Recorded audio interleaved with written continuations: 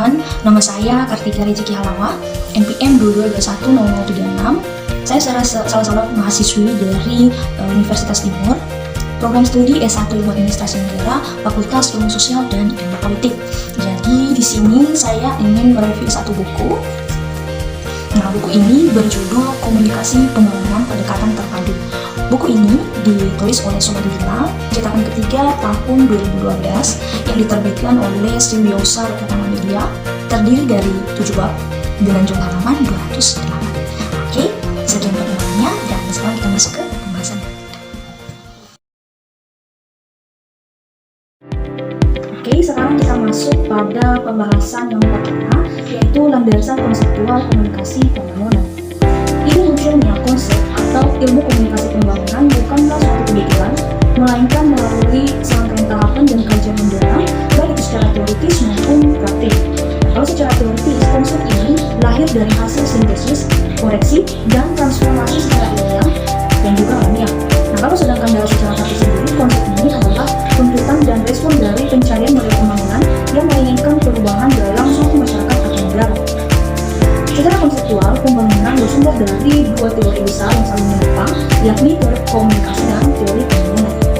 Teori komunikasi digunakan untuk menjembatani arus informasi, ide, gagasan dari pemerintah kepada masyarakat, begitu juga sebaliknya. Dengan kata lain, melalui proses komunikasi, pesan-pesan pembangunan kemudian diteruskan dan diterima khalayak untuk tujuan perubahan. Yang kemudian ada teori pembangunan, di mana teori pembangunan digunakan sebagai karakteristik bentuk perubahan yang diinginkan secara terarah dan progresif dari satu kondisi ke kondisi lain atau dari suatu keadaan ke keadaan lain. Satu, konsep dan istilah. Untuk melengkapi pembahasan ini, ada baiknya kita juga melihat sejarah perkembangan munculnya komunikasi pembangunan, dan itu secara konsep, istilah maupun praktik. Satu, di sini ada jurnalisme pembangunan atau journalist of development. Konsep jurnalis pembangunan atau JP berawal dari pemikiran bagaimana cara merumuskan atau model komunikasi yang cepat, murah, dan massal bagi tujuan pembangunan. Lahirnya konsep atau istilah ini banyak didorong oleh para praktisi yang berlatar belakang sebagai seorang wartawan dengan memanfaatkan potensi media komunikasi dalam kegiatan-kegiatan pembangunan. Jurnalisme pembangunan lahir tepat pada saat Press Foundation of Asia yang diprakarsai oleh John McCargo, seorang direktur Philippine Press Institute, ketika menyelenggarakan kursus latihan penulis ekonomis Asia yang pertama kali diadakan di Manila pada tahun 1968. Dan pada saat itu pula, para peserta kursus tersebut kemudian sepakat untuk menyebut komunikasi pembangunan sebagai suatu lapangan studi. Jurnalisme pembangunan sendiri merupakan peliputan pembangunan dari proses daripada suatu peristiwa pembangunan yang dimaksud adalah penekanan dalam berita pembangunan. Dalam jurnalisme pembangunan, meliput berita harus bersifat kritis dan analitis yang mengkaji, mengevaluasi, dan memberikan sesuatu dengan perlu memperhatikan beberapa berikut. Yang pertama, memperhatikan relevansi suatu proyek pembangunan dengan kebutuhan nasional dan terutama kebutuhan lokal. Yang kedua, memperhatikan perbedaan antara rencana program dan implementasinya. Yang ketiga, memperhatikan perbedaan antara dampak yang dirasakan oleh masyarakat. Yang kedua, ada komunikasi penunjang pembangunan atau KPP. Nah, komunikasi penunjang pembangunan atau KPP ini lahir dari birokrasi PBB melalui proyek UNDP. Menurut Gerselea 1982, komunikasi penunjang pembangunan atau Development Support Communication disebut juga komunikasi penyuluhan atau komunikasi pertanian, yaitu komunikasi yang ditujukan untuk menunjang pembangunan nasional dan lokal, khususnya di negara-negara berkembang dalam UNDP 2001. Secara umum, komunikasi penunjang pembangunan ini merupakan penggunaan yang berencana sumber-sumber resources, informasi, dan komunikasi, di mana komunikasi ini meliputi tenaga, biaya, fasilitas, peralatan, dan media oleh suatu organisasi untuk mencapai tujuan. Yang ketiga, ada komunikasi pembangunan atau development communication. Konsep ini pertama kali diperkenalkan oleh Lerner melalui studinya yang berjudul The Passing of Traditional Society pada tahun 1958 dengan label Communication and Development. Konsep komunikasi pembangunan tersebut memiliki ideologi, yaitu yang pertama, esensi pembangunan adalah pemaksimalan penyediaan barang dan jasa bagi masyarakat. Yang kedua, dunia maju dan dunia berkembang dibedakan oleh barang dan jasa. Yang ketiga, Cara cepat dan efektif yang membawa perubahan kesadaran dilakukan melalui penggunaan teknologi yang berbasis komunikasi, terutama radio. Nah, inti dari ideologi komunikasi pembangunan adalah menciptakan iklim kondusif bagi produk dan jasa sebagai penggerak utama ekonomi. Tehranian dalam Nasution 2002 telah mengidentifikasi 3 konteks histori yang perlu dipahami dalam melihat posisi komunikasi dalam pembangunan, yaitu yang pertama permasalahan timur barat, permasalahan utara selatan, dan permasalahan pusat pinggiran. Yang keempat, istilah lain yang relevan. Setelah beberapa konsep atau istilah yang telah dijelaskan sebelumnya, terminologi lain yang berkembang dan berkaitan dengan istilah komunikasi pembangunan dapat disebutkan sebagai kegiatan komunikasi pembangunan antara lain penyuluhan pembangunan, pengembangan masyarakat, pendidikan luar sekolah, rekayasa sosial, dan social engineering atau memperbaiki keadaan sosial, dan masih banyak lagi. Kita masuk pada subtopik yang kedua, yaitu aspek teoritis yang berpengaruh. Ada 2 teori yang berpengaruh dalam komunikasi pembangunan, yaitu yang pertama teori evolusi dan teori fungsionalisme. Teori evolusi secara garis besar menurut A. Comte tahun 1964, teori evolusi menggambarkan perkembangan masyarakat sebagai berikut. Teori evolusi menganggap bahwa perubahan sosial merupakan gerakan searah seperti garis lurus. Masyarakat berkembang dari masyarakat primitif menuju masyarakat maju. Teori evolusi membaurkan antara pandangan subjektifnya tentang nilai dan tujuan akhir perubahan sosial. Perubahan menuju bentuk masyarakat modern merupakan sesuatu yang tidak dapat dihindari. Dalam Suwarso 2010 tahun 2000 halaman 10. Yang kedua ada teori fungsionalisme.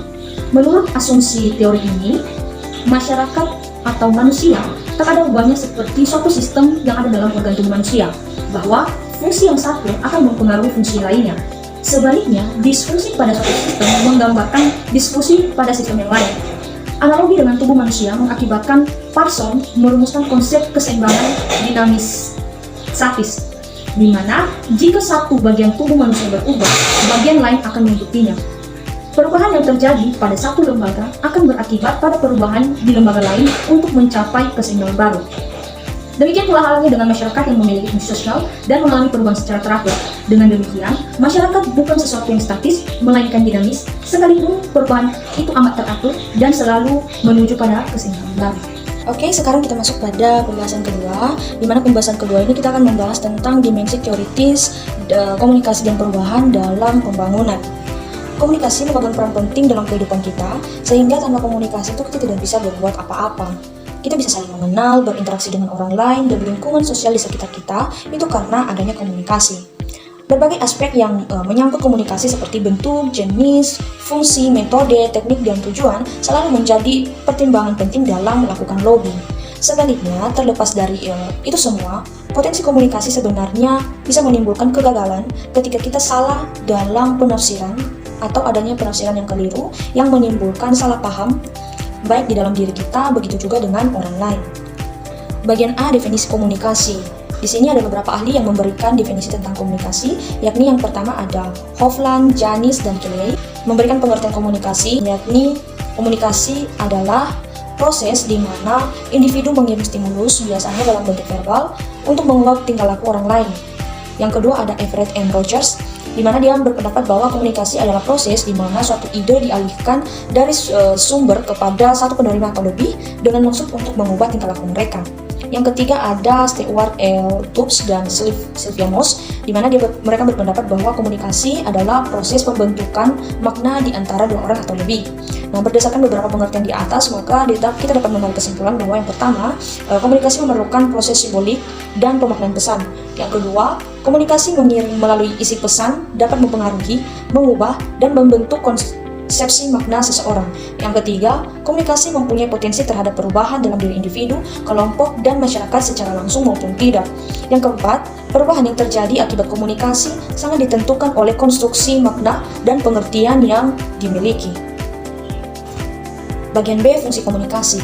Gordon merumuskan 4 fungsi komunikasi dalam Mulyana tahun 2000, yakni fungsi yang pertama yaitu komunikasi sosial. Nah, komunikasi sosial ini adalah sarana aktualisasi diri, eksistensi, dan melepaskan ketegangan kita. Fungsi yang kedua yaitu komunikasi ekspresif, biasanya dilakukan untuk menunjukkan keadaan atau mengungkapkan ekspresi suka atau tidak suka terhadap sesuatu hal, baik langsung oleh seseorang maupun kelompok. Fungsi yang ketiga adalah komunikasi ritual. Nah, pada dasarnya komunikasi ritual dimaksudkan untuk memelihara kestabilan, baik itu berupa norma, nilai, maupun adat istiadat tertentu dalam masyarakat. Fungsi yang keempat adalah komunikasi instrumental. Pada fungsi ini, komunikasi dipahami sebagai tindakan persuasif yang berhubungan dengan hal-hal memberitahukan, membujuk, menerangkan, atau menjelaskan, bahkan membandingkan. Bagian C, faktor determinan komunikasi. Nah, faktor determinan komunikasi ini terdiri dari dua faktor, yaitu faktor internal dan faktor eksternal. Yang pertama, faktor eksternal komunikasi. Berdasarkan perspektif model Laswell, secara umum ada beberapa faktor yang bisa mempengaruhi keberhasilan komunikasi bagi terjadinya suatu perubahan, yakni yang pertama, kepercayaan dan daya tarik komunikator. Sebagai pihak yang berinisiatif menyampaikan gagasan, maka seorang komunikator perlu memiliki keahlian sesuai bidangnya sehingga pesan yang disampaikan tersebut atau pesan yang akan dikomunikasikan memiliki daya tarik penetrasi dalam mendorong dan merangsang perubahan. Sebagai seorang komunikator pula harus memiliki daya tarik. Nah, daya tarik yang dimaksud di sini berhubungan dengan penampilan atau pesona diri dan kepercayaan diri sehingga setiap pesan yang akan disampaikan dapat diteruskan dan diterima sesuai ciri-ciri komunikan atau khalayak. Nah, daya tarik ini sendiri meliputi daya tarik fisik dan juga daya tarik psikologi. Yang kedua ada pesan. Nah, pesan yang baik adalah pesan yang dapat dimengerti dan logis. Proses pengiriman pesan harus mempertimbangkan kondisi-kondisi khalayak sehingga pesan tersebut mampu membangkitkan tanggapan daripada khalayak sesuai dengan yang kita inginkan. Yang ketiga adalah saluran. Saluran komunikasi adalah wahana atau alat yang digunakan sebagai media perantara dalam berkomunikasi, baik itu dalam bentuk bahasa, gambar, bunyi, maupun cahaya. Pemilihan saluran yang tepat akan sangat membantu keberhasilan dalam proses penyampaian pesan kepada khalayak atau komunikan yang menjadi sasaran komunikasi. Yang keempat ada khalayak. Nah, khalayak adalah faktor kunci untuk mendapatkan efek perubahan yang kita inginkan. Untuk mempermudah teknik dan metode komunikasi, kita perlu melakukan identifikasi dan orientasi sasaran yang hendak dituju agar ketika menyampaikan pesan tidak mengalami kegagalan hanya karena audiens yang kita pilih itu salah atau tidak sesuai dengan pesan yang akan kita sampaikan. Yang kelima ada efek. Efek komunikasi adalah tujuan akhir dari komunikasi. Komunikasi dianggap berhasil dan efektif apabila pesan yang diteruskan atau diterima mampu membuka cakrawala sehingga mampu memberi kesan yang baik atau citra positif dalam setiap diri khalayak. Yang kedua adalah faktor eksternal. Dalam beberapa hal, setiap sikap dan tindakan individu dalam masyarakat hampir dipastikan dipengaruhi oleh aturan sosial budaya. Berikut beberapa pengaruh sosial budaya dalam komunikasi dikutip dari model yang dikembangkan De Vleughels tahun 1993. Yang pertama, proses komunikasi dipengaruhi oleh faktor latar belakang sosial budaya pelaku. Yang kedua, proses komunikasi dipengaruhi oleh faktor hubungan sosial di antara pelakunya. Yang ketiga, proses komunikasi dipengaruhi oleh lingkungan fisik saat komunikasi sedang berlangsung. Dan yang keempat, proses komunikasi dipengaruhi oleh pengalaman komunikasi sebelumnya. Bagian D, tahap perubahan dalam komunikasi. Nah, pada model ini terdapat 6 tahap perubahan, yakni kesadaran, pengetahuan, kesukaan, pilihan, pernyataan, dan tindakan. 6 tahap tersebut kemudian dikelompokkan dalam 3 dimensi yang harus dilalui oleh proses komunikasi, yaitu yang pertama dimensi kognitif yang berkaitan dengan kesadaran dan pengetahuan yang kita ketahui. Dimensi yang kedua yaitu dimensi afektif berkaitan dengan sikap suka atau tidak terhadap sesuatu menuju kepada pilihan.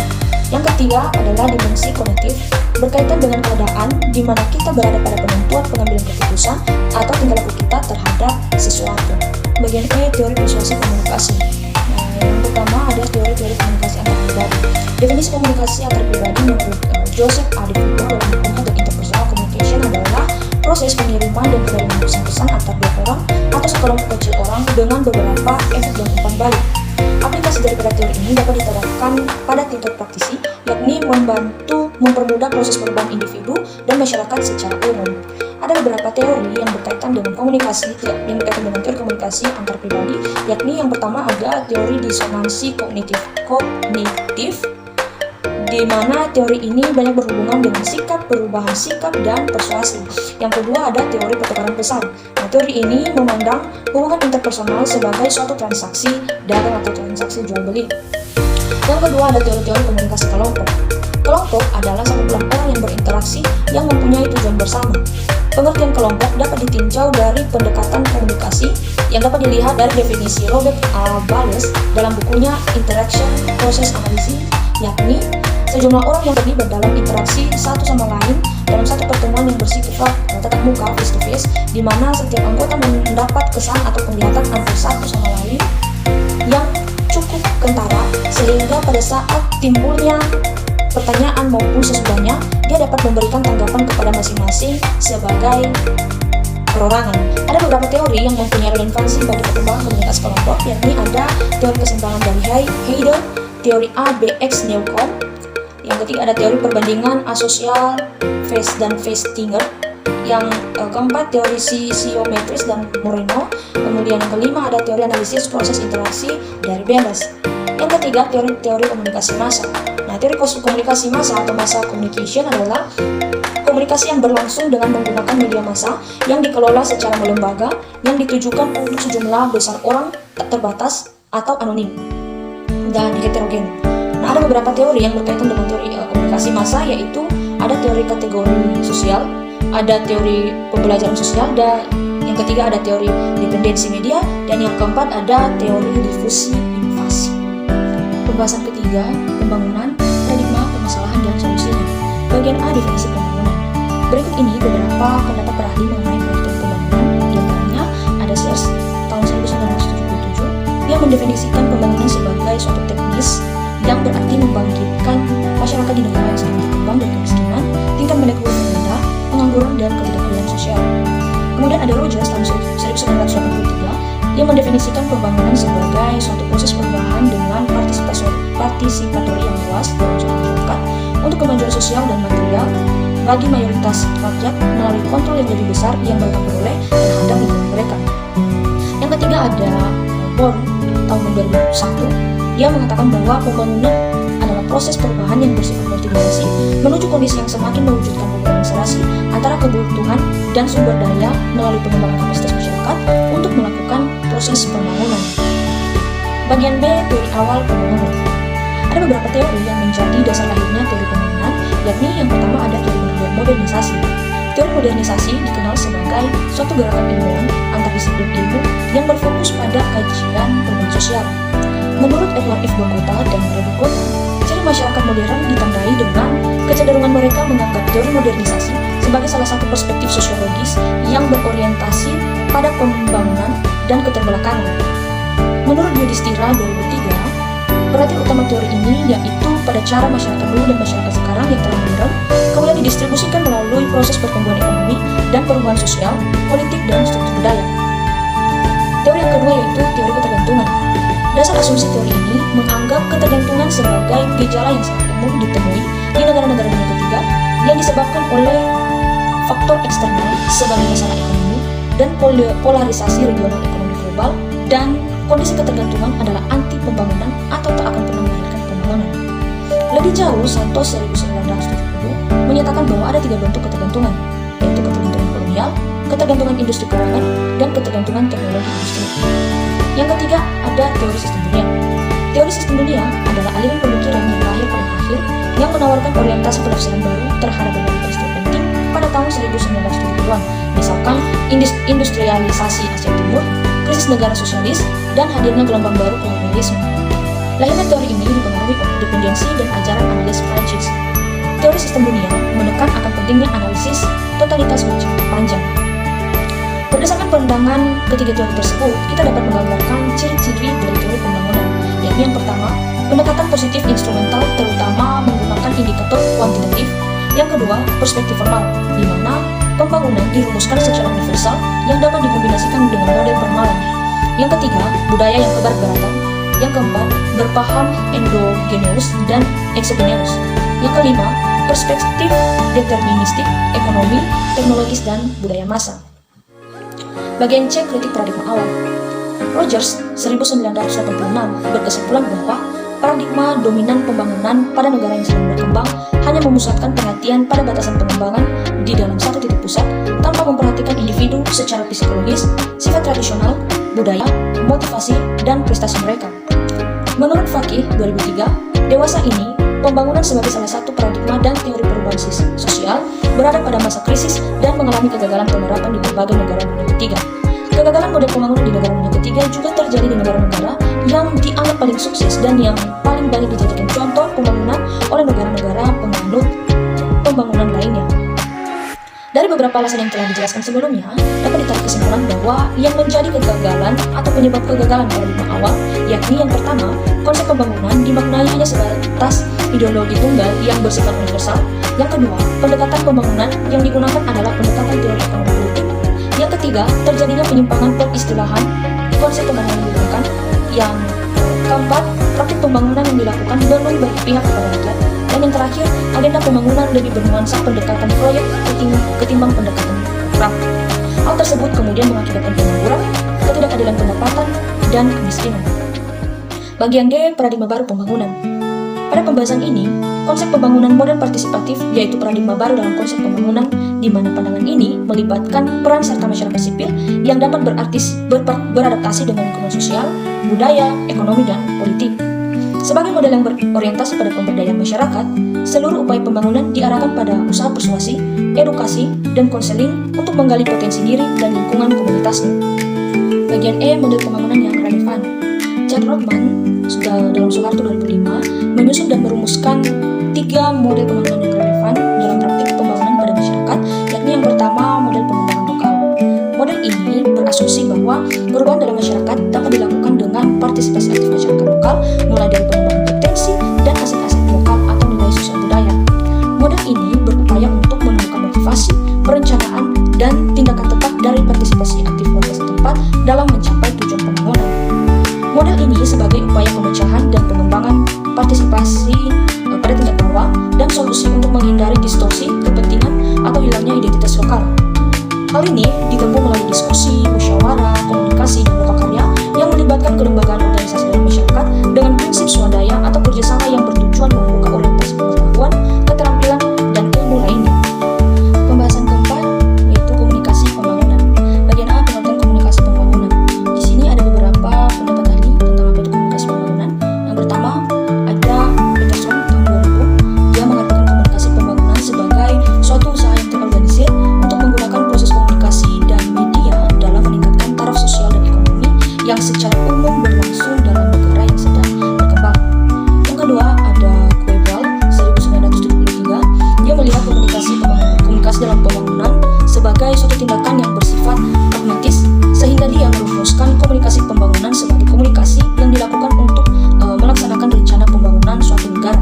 Yang ketiga ada Wijaja, A.W. dan Hawab serta Arshik 1987. Mereka mengartikan komunikasi pembangunan sebagai komunikasi yang berisi pesan-pesan pembangunan.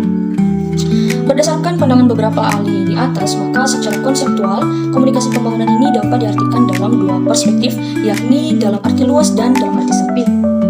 Dalam arti luas, komunikasi pembangunan meliputi peran dan fungsi komunikasi sebagai suatu aktivitas pertukaran pesan secara timbal balik di antara masyarakat dan pemerintah, mulai dari proses perencanaan, pelaksanaan, dan evaluasi pembangunan. Sedangkan dalam arti sempit, pengertian komunikasi pembangunan adalah segala upaya, cara, dan teknik penyampaian gagasan dan keterampilan pembangunan yang berasal dari pihak yang memprakarsai pembangunan kepada masyarakat yang menjadi sasaran agar dapat memahami, menerima, dan berpartisipasi dalam pembangunan. Rumusan lain dari komunikasi pembangunan sendiri yaitu pembangunan pada dasarnya melibatkan minimal 3 komponen, yakni yang pertama komunikator pembangunan, yaitu biasanya aparat pemerintah ataupun masyarakat. Yang kedua ada pusat pembangunan, yakni berisi tentang ide-ide ataupun program-program pembangunan. Yang ketiga adalah komunikasi pembangunan, yaitu masyarakat luas, baik penduduk desa maupun kota yang menjadi sasaran daripada pembangunan. Bagian B, perspektif komunikasi pembangunan. 1. Dalam perspektif psikologi. Pandangan psikologi melihat pentingnya suatu efek komunikasi sebagai akibat proses interaksi yang dilakukan melalui pesan-pesan komunikasi sehingga menimbulkan efek berantai dari khalayak. Alhasil, masyarakat yang tadinya bersifat introvert bergeser menuju masyarakat yang lebih ekstrovert sehingga individu dapat berinteraksi secara luas.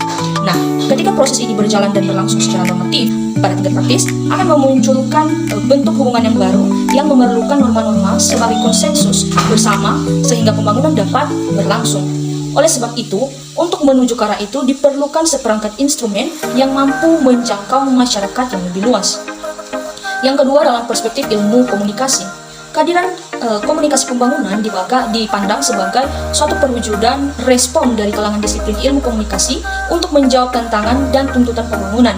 Hal ini menandakan bahwa pembangunan sebagai suatu fenomena sosial yang menuntut perlakuan dan penanganan khusus, terutama mengingat berbagai faktor yang dapat mempengaruhinya, misalkan biaya, waktu, keterlibatan masyarakat, lingkungan, dan besar kegiatan, serta efek yang ditimbulkan bagi kehidupan sosial secara menyeluruh. Selain itu, komunikasi pembangunan juga merupakan penyebaran informasi, penerangan kepada masyarakat, pendidikan keterampilan, rekayasa sosial, dan perubahan perilaku. Yang kemudian ada problematika komunikasi pembangunan. Secara praktis, penerapan komunikasi dalam upaya pembangunan dari masa ke masa mengalami pasang surut akibat pengaruh kekuatan besar yang bergejolak sehingga terjebak pada posisi ketergantungan baik itu secara politik, ekonomi, maupun sosial budaya. Akibat pengaruh paradigma dominan pembangunan, seringkali pengkajian mendalam terhadap aspek-aspek sosial budaya masyarakat bukanlah suatu keharusan. Perencanaan pembangunan yang diwakili penguasa dan penerima manfaat pembangunan, dalam hal ini masyarakat, berjalan sendiri-sendiri. Teranian 1979 mengemukakan 3 tinjauan teoritis tentang pengaruh paradigma dominan pembangunan terhadap konsep komunikasi pembangunan di negara dunia ketiga. Yang pertama, melihat pembangunan hanya sebagai proses pluralisasi masyarakat, politik, dan ekonomi dari satu bangsa atau negara yang melaksanakan pembangunan. Yang kedua, menekankan pada peningkatan rasionalisasi sebagai unsur kunci proses pembangunan. Dan yang ketiga, menekankan pada prinsip melakukan pembebasan. Teori ini sangat dipengaruhi pemikiran neo-Marxis yang lahir dari kesadaran diri masyarakat dunia ketiga. Bagian D, strategi komunikasi pembangunan. Pemilihan strategi komunikasi adalah hal yang utama dan penting dalam perencanaan pembangunan. Para ahli komunikasi memandang efektivitas komunikasi tergantung dari strategi komunikasi yang digunakan. 1. Komunikasi dan pengembangan kapasitas diri. Unsur utama dalam model pengembangan kapasitas atau pembangunan diri dalam strategi komunikasi adalah partisipasi, sosialisasi, mobilisasi, kerjasama, dan tanggung jawab di antara individu kelompok dalam perencanaan pembangunan. Pada batas ini, upaya pengembangan kapasitas diri dimaksud untuk memberikan pencerahan, penguatan, dan pemberdayaan masyarakat dalam menggali, mengembangkan, dan meningkatkan potensi serta kemampuan mereka. Yang kedua, memanfaatkan media rakyat. Ada beberapa alasan mengapa kemudian media rakyat ini dijadikan sebagai media alternatif yang relevan bagi pembangunan, yakni yang pertama, minimnya pengetahuan dan keterampilan. Yang kedua, status sosial ekonomi yang rendah. Yang ketiga, kemampuan baca tulis yang kurang. Dan yang keempat, mayoritas masyarakat pedesaan yang irasional. Media rakyat mempunyai bentuk banyak ragam, mulai dari teater rakyat, pewayangan, penceritaan atau kisah-kisah, tarian rakyat, balada, dan lawakan. Yang ketiga, menanggulangi bias pro-literasi. Beberapa strategi efektif dalam penelitian komunikasi pembangunan tentang cara menanggulangi para audiens iliterasi, yaitu dengan mengomunikasikan melalui pendidikan formal dan informal. Strategi tersebut diterapkan dengan memadukan ide pembangunan dan inovasi mereka sendiri sesuai level pengetahuan dan pendidikan yang dimiliki, yang kemudian diterapkan pada kaum miskin, pedesaan, dan perkotaan. Yang keempat, memaksimalkan peran komunikator. Seorang agen atau komunikator harus mampu melakukan perubahan sikap, pendapat, dan tingkah laku dasarnya atau komunikan apabila di dalam dirinya ada faktor kredibilitas dan daya tarik. Fungsi komunikator pembangunan mengandung arti usaha pendidikan, persuasif, penyampaian ide-ide baru atau inovasi yang bertujuan meningkatkan pengetahuan, keterampilan, wawasan, dan cita-cita menuju suatu perubahan sikap dan tingkah laku. Tugas terpenting yang harus dilakukan oleh seorang agen perubahan atau komunikator yaitu memotivasi, menggerakkan, mengajak audiens menjadi bagian penting dalam proses komunikasi. Saluran yang dapat digunakan oleh seorang komunikator dalam menyampaikan pesannya, yakni bisa menggunakan pemanfaatan jasa teknologi, mulai dari penyiaran, televisi, radio, surat kabar, leaflet, folder, brosur, dan sebagainya yang dibuat dengan cara yang menarik. Pembahasan yang kelima yaitu pendekatan komunikasi dalam pembangunan. Bagian A, potret paradigma komunikasi pembangunan. Model paradigma dominan pembangunan bermuara pada penggunaan model komunikasi satu arah atau linear yang bersifat mekanistik. Dalam model komunikasi satu arah atau linear, media massa dianggap memainkan peran penting dalam pendekatan pembangunan, khususnya dalam menyampaikan pesan yang persuasif dan informatif dari pemerintah kepada masyarakat. Hal lain yang berkaitan dengan pendekatan komunikasi dalam pembangunan adalah pengaruh perspektif dramaturgis yang cenderung manipulatif. Perspektif ini memandang dunia kehidupan sosial ibarat pentas drama yang penuturan, adegan, agen, dan tujuannya manipulatif. Bagian B, kritik mekanistik media massa. Salah satu hal yang dikritik di kalangan peneliti adalah gejala di kalangan komunikator yang lebih mementingkan unsur-unsur tertentu dari sekian komponen komunikasi yang ada. Tehranian 1979 menyebut gejala ini sebagai media-centric yang menyebabkan fungsi-fungsi pokok komunikasi seperti modernisasi dan perubahan sosial, pluralisasi dalam dunia kehidupan, dan sistem organisasi saling bertentangan dan kurang diperhatikan. Dengan demikian, pendekatan mekanistik media massa tidaklah memadai untuk menggambarkan posisi komunikasi di dalam pembangunan. Berdasarkan pernyataan ini, posisi komunikasi dalam pembangunan menjadi kehilangan terang, bersifat satu arah, sehingga memicu munculnya jurang pemisah atau gap antar pemerintah dan masyarakat. Bagian C, pendekatan komunikasi partisipatoris. Konsep ini merupakan pendekatan baru dalam strategi komunikasi pembangunan yang melihat unsur-unsur yang terlibat dalam proses komunikasi atau sumber penerima yang memiliki kesetaraan dalam posisi dan peran. Asumsi pendekatan partisipatif memandang masyarakat sebagai penerima informasi yang memiliki kemampuan untuk membangun dirinya dan lingkungannya dengan segala potensi yang ada, baik dari aspek ekonomi, sosial budaya, maupun politik.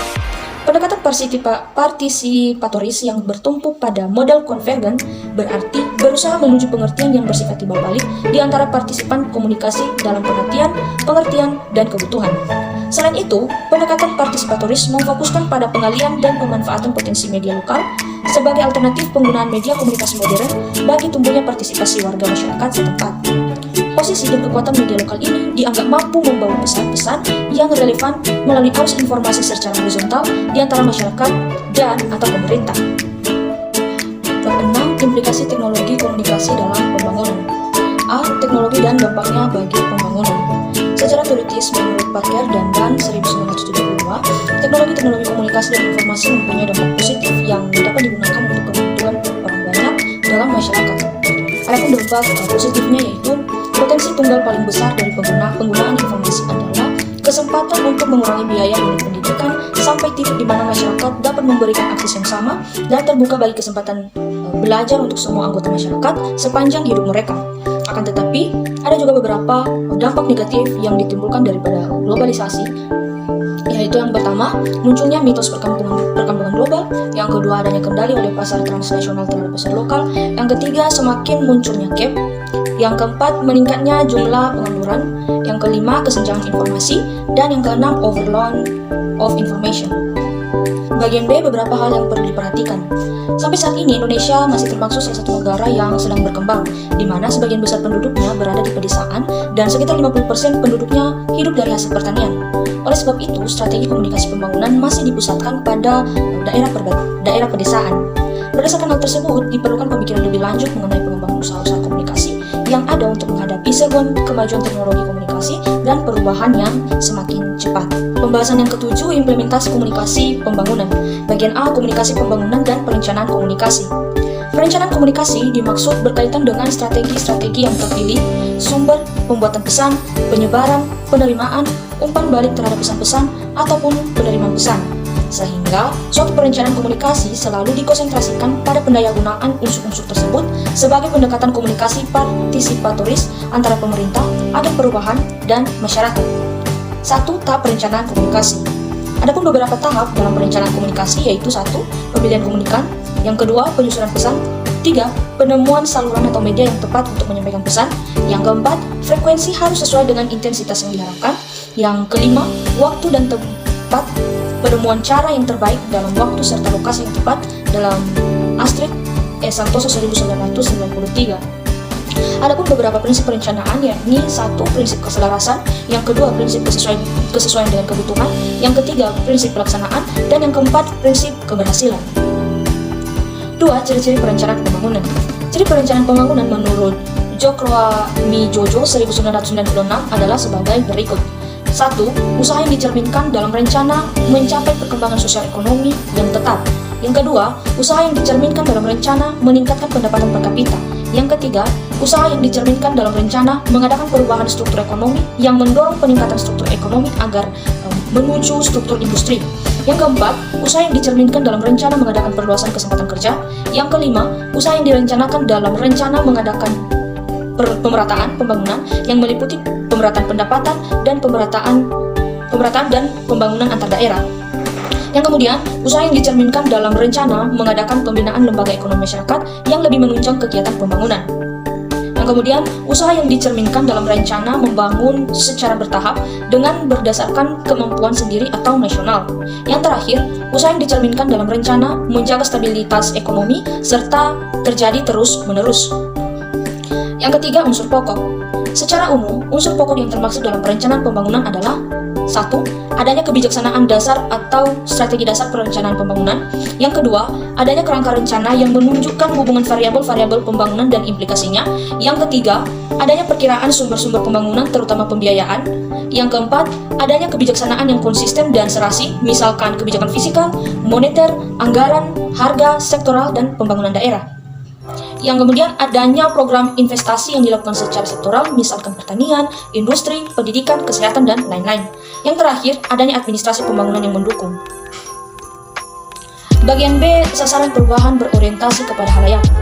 Harmoko 1985 mengemukakan pesan yang disampaikan kepada khalayak haruslah: yang saat pertama, pesan harus hangat atau aktual dan cocok dengan kepentingan khalayak.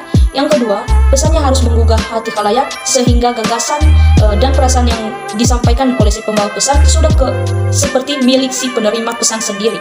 Yang ketiga, pesan harus menimbulkan dorongan bertindak bagi khalayak secara spontan dan penuh kesan. Bagian C, membangun jaringan media komunikasi.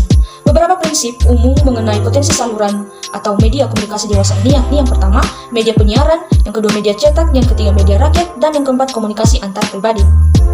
Bagian D, komunikasi dan difusi inovasi.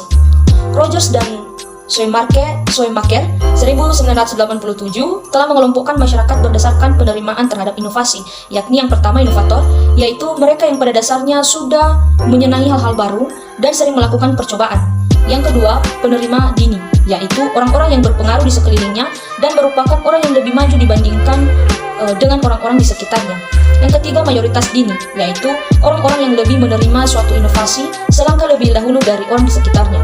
Yang keempat, mayoritas belakangan, yaitu orang-orang yang baru bersedia menerima suatu inovasi apabila menurut penilaiannya semua orang di sekelilingnya sudah menerimanya. Yang terakhir ada laggards, yaitu lapisan yang paling akhir dalam penerimaan suatu inovasi. Bagian E, implikasi politis pada komunikasi inovasi. Merujuk pada penekanan definisi bahwa komunikasi inovasi harus dipandang sebagai suatu intervensi yang dilakukan oleh pemerintah, NGO, perusahaan komersil untuk mencapai suatu perubahan. Hal ini menunjukkan bahwa selain intervensi komunikasi membawa dampak positif, intervensi komunikasi juga dapat merusak tatanan yang ada apabila tidak dilakukan secara bijak. Tujuan awalnya memang dilakukan untuk membantu masyarakat meningkatkan kesejahteraan, justru berbalik berakibat terhadap hal-hal yang berada di luar tujuan. Hal inilah yang menjadi suatu implikasi politis ketika suatu komunikasi inovasi diterapkan di masyarakat. Dengan demikian, dapat disimpulkan bahwa intervensi komunikasi itu selalu mempunyai implikasi moral dan implikasi politis. Kebijakan untuk mengadopsi suatu inovasi harus dibayar mahal dengan akibat negatif yang ditimbulkannya.